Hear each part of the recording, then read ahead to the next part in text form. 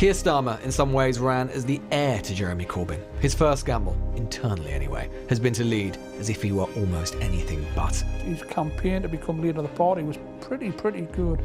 The fact that he put a wonderful video together seeing how left-wing he actually was. The fact that he had represented the miners. Anybody who didn't know who Keir Starmer was would think that we've got somebody here who's probably as left-wing and more devoted to socialism than what Jeremy Corbyn was. But of course that was never the case.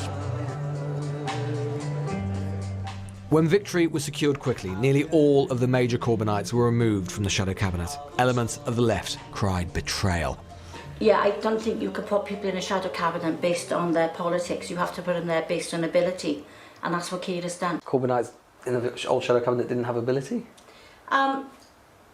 I wasn't making those decisions, but there's nobody in the shadow cabinet now who I wouldn't have wanted to see in there. This has all been met with little resistance so far, but the left hasn't been extinguished, far from it. In the Parliamentary Labour Party in particular, it's stronger than it's been for decades.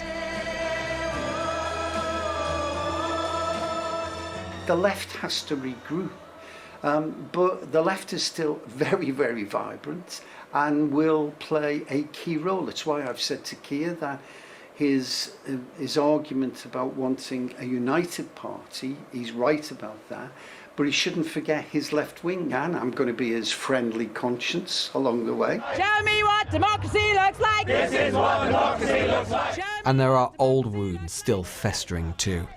Some who, far from seeing Starmer as the answer, blame him for the party's abject defeat. Our options must include campaigning for a public vote, and nobody is ruling out Remain as an option.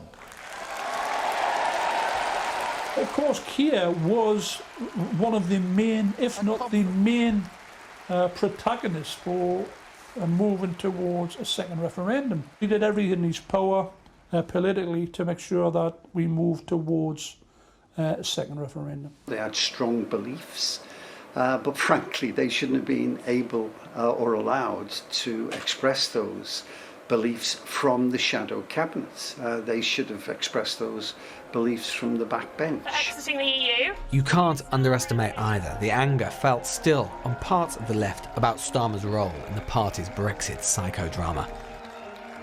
You've got to remember that Keir had a project of his own to become leader of the Labour Party.